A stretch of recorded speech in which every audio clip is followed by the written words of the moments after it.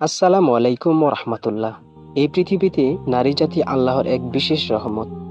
কুরআনুল কারিমে নারীদের সম্মানিত করা হয়েছে, তাদের মর্যাদা বৃদ্ধি করা হয়েছে।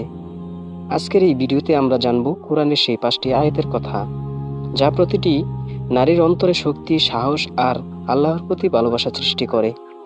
প্রথম আয়াত সূরা আহজাবের ৩৫ নম্বর আয়াতে আল্লাহ বলেন, নিশ্চয় মুসলিম পুরুষ ও মুসলিম নারী, মুমিন পুরুষ ও মুমিন নারী, আল্লাহ তাদের জন্য ক্ষমা এবং মহাপুরস্কার প্রস্তুত রেখেছেন। এই আয়াত নারীদের জন্য স্পষ্ট বার্তা দেয়, আল্লাহর কাছে নারী ও পুরুষের মর্যাদা সমান। কেবল তাকওয়া আর ঈমানের উপর নির্ভর করে মানুষের মূল্যায়ন হয়। দ্বিতীয় আয়াত সূরা নাহলের ৯৭ নম্বর আয়াতে আল্লাহ বলেন, পুরুষ হোক বা নারী, যদি তারা ঈমান আনে এবং সৎকর্ম করে, আমি তাকে সুন্দর জীবন দান করব এবং উত্তম পুরস্কার দিব।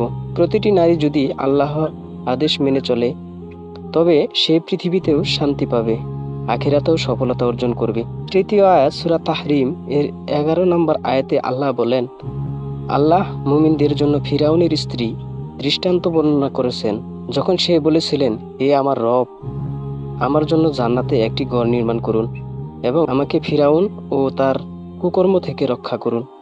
ফিরআউনের শক্তিশালী জুলুমের মাঝেও সে ঈমানের আলো আঁকড়ে ধরেছিল। আজও তার দৃষ্টান্ত নারীদের জন্য এক মহাসম্মান। চতুর্থ আয়াত সূরা নূরের ৩১ নম্বর আয়াতে আল্লাহ বলেন, মুমিন নারীদের বলো যেন তারা দৃষ্টিকে সংযত করে এবং নিজেদের লজ্জাস্থান রক্ষা করে এবং নিজেদের সৌন্দর্য প্রকাশ না করে। এই আয়াত নারীদের আত্মসম্মান ও শালীনতা এবং নিরাপত্তা একটি বড় শিক্ষা দেয়। পঞ্চম নম্বর আয়াতে সূরা মারিয়াম এর ১৬-২৬ আয়াতে মারিয়াম আলাইহিসসালামের ঘটনা কোরআনে বিশেষভাবে বর্ণিত হয়েছে। তিনি ধৈর্য ধরেছিলেন, তাকওয়া অবলম্বন করেছিলেন এবং আল্লাহর আদেশ মেনে নিয়েছিলেন। যদিও সমাজের মানুষ তাকে নিয়ে কটু কথা বলেছিল, তার জীবনের কাহিনী নারীদের জন্য সবসময় এক বিশুদ্ধতার অনুপ্রেরণা। প্রিয় বোনেরা, জীবন পথে অনেক বাধা বিপত্তি আসবে, কিন্তু যদি আমরা কোরআনের আলোতে আমাদের জীবন পরিচালনা করি, তাহলে আল্লাহ আমাদের সফলতা দান করবেন। এই আয়াতগুলো যেন প্রতিদিনের জীবনকে আরো সুন্দর ও আলোকিত করে তোলে।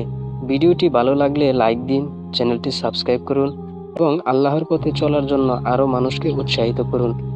জীবনের রাস্তা আলোর পথে আমাদের সফর চলুক।